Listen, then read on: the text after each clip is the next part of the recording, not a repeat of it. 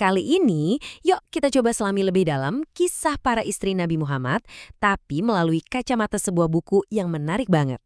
Kita nggak akan cuma lihat mereka sebagai tokoh sejarah biasa, tapi juga sebagai teladan abadi tentang iman, kekuatan, dan juga kemitraan. Mari kita lihat apa yang bisa kita pelajari dari para ibunda kaum mukminin. Oke, kita mulai ya. Penting nih, semua yang kita omongin hari ini dasarnya dari buku karya Halime Demireshik ini. Jadi, kita akan sama-sama membongkar pelajaran dan narasi yang disajikan di dalamnya, secara langsung dan terstruktur. Nah, ini dia konsep kuncinya. Gelar ibunda kaum mukminin ini bukan cuma sebutan kehormatan biasa loh.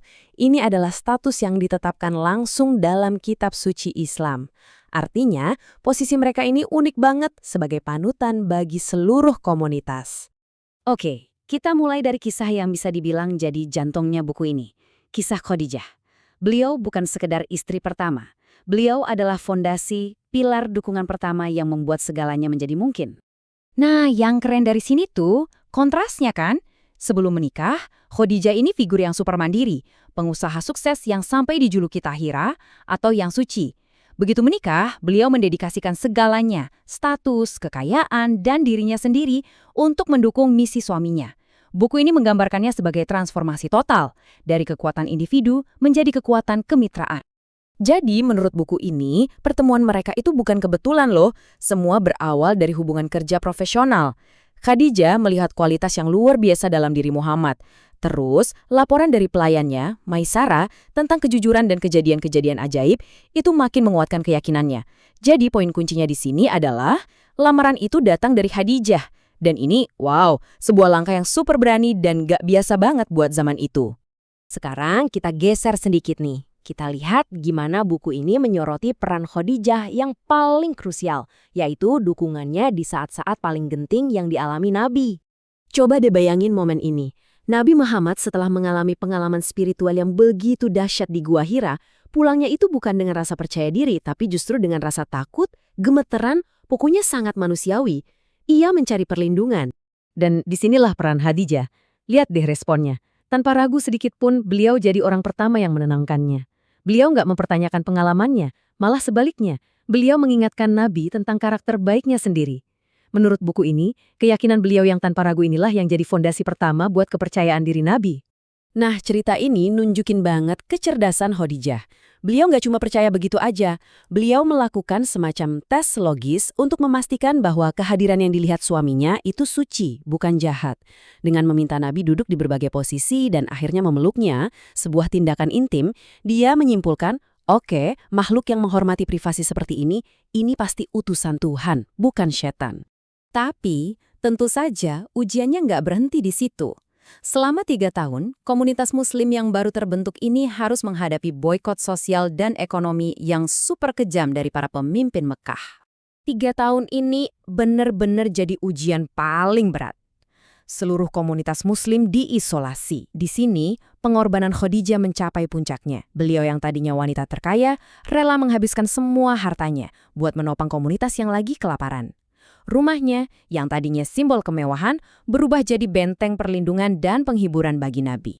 Dan akhirnya, kematian Khadijah jadi penutup satu babak penting. Kepergiannya, ditambah dengan wafatnya paman Nabi, Abu Thalib, di tahun yang sama, meninggalkan duka yang begitu mendalam. Sampai-sampai, tahun itu dijuluki Am al-Huzun atau tahun kesedihan. Nah, ini pertanyaan yang pasti muncul di benak banyak orang kan? Setelah punya hubungan yang begitu dalam dengan Khadijah, kenapa ada pernikahan-pernikahan lain? Buku ini mencoba menawarkan perspektifnya, dimulai dari istri kedua beliau. Oke, sekarang kita masuk ke kisah Saudah.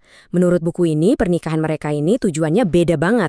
Bukan soal cinta romantis seperti dengan Khadijah, tapi lebih ke tindakan welas asih dan juga tanggung jawab sosial. Jadi coba kita pahami dulu konteksnya. Saudah ini adalah seorang muslimah perintis yang sudah banyak berkorban. Beliau jadi janda di negeri asing setelah hijrah demi mempertahankan imannya. Pas balik ke Mekah, posisinya sangat rentan. Nah, pernikahan dengan Nabi ini memberinya perlindungan. Dan di saat yang sama, beliau mengisi kekosongan di rumah tangga Nabi dengan merawat putri-putri beliau. Nah, tabel ini ngerangkum dengan jelas banget perbedaan mendasar antara kedua pernikahan ini, setidaknya seperti yang digambarkan di buku. Pernikahan dengan Khadijah itu digambarkan sebagai ikatan belahan jiwa yang ikonik. Sementara pernikahan dengan Saudah lebih seperti aliansi sosial dan kemanusiaan, sebuah tindakan saling menjaga. Kutipan ini, wah benar-benar nunjukin inti dari karakter Saudah yang luar biasa tulus. Jadi, diceritakan kalau di kemudian hari, saat beliau sudah tua, beliau dengan ikhlas memberikan jatah waktunya bersama Nabi kepada Aisyah, istri yang lebih muda. Alasannya? Sederhana, beliau cuma ingin mempertahankan statusnya sebagai istri Nabi, supaya bisa bersama beliau di akhirat nanti.